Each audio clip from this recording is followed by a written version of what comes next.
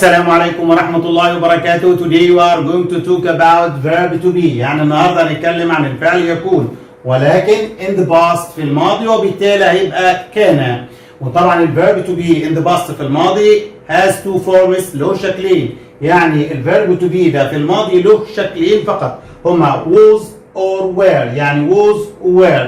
طيب امتى استخدم was وامتى استخدم were؟ ده اللي هنشوفه مع بعض، لكن خلينا نكون متفقين. زي اللغة العربية، كلمة كان في اللغة العربية ممكن نقول لواحد هو كان، طب هي هقول كانت، طب هم كانوا. إذا كلمة يكون أو كان بتختلف استخدامها حسب subject الفاعل اللي موجود في بداية الجملة. فهنفترض إن الجملة بتبدأ ببروناون ضمير من الضمائر السبعة. إمتى استخدم was وإمتى استخدم were؟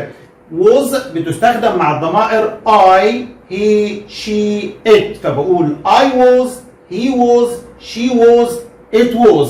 were بتستخدم مع you, we, they. فبقول you were, we were, they were. طب فرضا الجملة بتبدأ ب noun اسم، والاسم ده singular مفرد. لو الاسم مفرد بستخدم was. طبعا اسم مفرد زي teacher, father, sister, أحمد، عمر، ده كده singular noun فبستخدم was.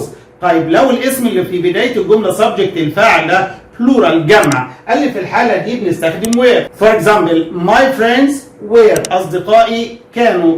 The boys were. فلو الاسم plural جمع بستخدم were. كلمة was were have no abbreviation، ملهمش أي اختصار، لذلك was ملهاش اختصار زي ما قلنا، were ملهاش برضو اختصار. لكن لو عايز أنفي كلمة was بنقول was not، والابريفيشن بتاع was not هو wasn't. ولو هنفي were not، والابريفيشن weren't. عرفنا ان كلمة was أو were من ضمن معانيها كان. هل ليها معنى تاني؟ ليها معنى تاني، واحيانا ما بيكونش ليها معنى في الجملة. طيب ايه المعنى التاني الاول؟ ممكن يكون معناها هل كانوا لما بتيجي في بداية السؤال زي ما هنشوف مع بعض. احيانا was او were ملهاش معنى، has no meaning، ملهاش اي معنى خالص. ده لما بتبقى helping verb، auxiliary verb، فعل مساعد. وده هنشوفه مع بعض في الامثله اللي جايه بمشيئه الرحمن خلال الدقائق التاليه. فخلينا ناخد مثال الاول، بس قبل ما نبدا الامثله عايزين نعرف ايه اللي بيجي بعد was او were. نفس الكلام بالظبط اللي قلناه قبل كده مع am is are. ممكن يجي بعد was او were noun اسم. For example, he was a teacher. هو كان مدرسا وأحيل إلى المعاش. For example على سبيل المثال يعني. He was a teacher. Teacher هنا noun. طيب عايز أنفي هو ما كانش مدرس. He wasn't a teacher. طبعا أنا استخدمت wasn't. ممكن أقول was not a teacher. لو حبيت أسأل سؤال ask question، كل اللي احنا بنعمله مع بعض زي ما قلنا برضو في الverb to be at present في المضارع بنعمل invert تبديل. For example, he was، كل اللي احنا بنعمله بنقدم الفعل المساعد was helping verb في بداية الجملة، وبنحط subject الفاعل بعدها مباشرة. فهي was a teacher، هو كان مدرس. عايز اقول هل هو كان مدرسا، هقول was he a teacher. ده كده اول حاجة بتيجي بعد was او were noun.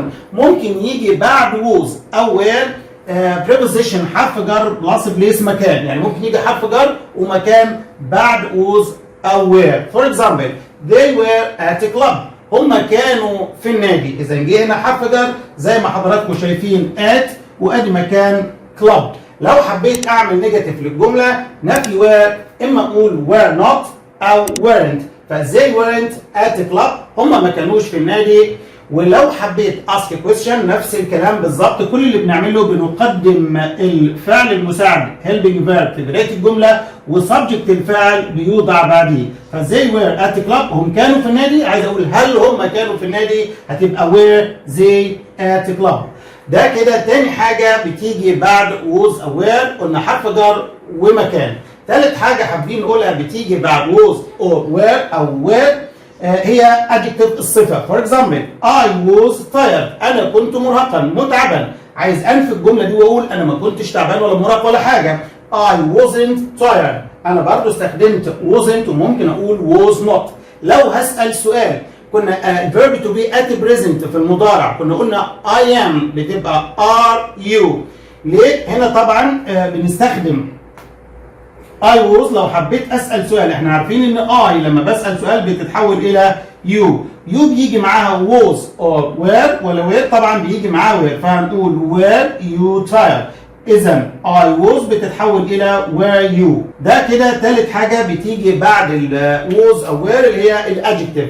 ممكن برضو بعد was أو were يجي بعدها verb بلس ing، وده بيبقى في زمن الباست continuous، وده هنشوفه في فيديو قادم إن شاء الله. وفي الحالة دي لما بستخدم was أو were وبعدها الverb بلس ing ما لهمش أي معنى. ليه؟ لأن هما helping verb فعل مساعد. ويعني إيه فعل مساعد؟ يعني بيستخدم في تحديد زمن الجملة وبيبقى معاه فعل تاني في الجملة. لكن لما تبقى main verb فعل أساسي زي الجملة الأولى he was a teacher، مفيش فعل مع was فهي main verb الفعل الأساسي. لكن لما بيجي معاه فعل تاني بتبقى helping verb وhas no meaning. For example she was watching TV. لاحظ ان هنا في was وفي watching يعني في فعل تاني. اذا هنا كلمة was بنسميها helping verb فعل مساعد او auxiliary verb برضه نفس المعنى فعل مساعد. She was watching TV. لو حبيت انفي الجملة نفي was زي ما اتفقنا was not or wasn't فهقول she wasn't watching TV. حبيت اسال سؤال بهل بنفس الطريقه برضو بنقدم الفعل المساعد auxiliary verb على subject الفعل وهنقول was she watching TV. هل هي كانت تشاهد التلفزيون. يبقى سريعا كده في نهايه الفيديو قلنا was were الاثنين معناهم كانوا، والضمائر اللي بتيجي I was she was he was it was you were we were they were. نفي was wasn't، نفي were weren't، وما لهمش اي اختصار. ولو هسأل سؤال بعمل invert تبديل. ايه اللي بيجي بعد was او were؟ بيجي بعدها اما noun زي teacher doctor father، ممكن يجي بعدها حرف جر preposition ومكان، ممكن يجي بعدها adjective، ممكن الفيرب بلس ing. ليها معنيين، ممكن يكون معناها كان اللي هو was او were، وممكن يكون معناها هل كانوا او هل كانت. وبنقول ان was او were احيانا ما بيكونش ليها معنى لما بتبقى helping verb فعل مساعد. وطبعا قبل ما ننهي الفيديو بنحب ناكد على حضراتكم دايما الملحوظه اللي بنقولها ان practice makes perfect، الممارسه تصنع الاتقان. وعشان اثبت المعلومه يا ريت نستخدم البروناونز الضمائر اللي موجوده على البورد قدام حضراتكم دي في تكوين سمبل سنتنس، جمل بسيطه كده نكونها باستخدام was او were. ولما استخدم الجمله اكونها بكتب الجمله واعمل لها نيجاتيف سنتنس واسك كويستشن، واستخدم مره ناون مره حرف جر ومكان adjective صفه او الفيرب بلس ing. وفي النهايه اتمنى ان اكون وفقت في توضيح المعلومه بشكل مبسط. وما تنسوناش من صالح الدعاء والصلاه على النبي صلى الله عليه وسلم. والسلام عليكم ورحمه الله وبركاته.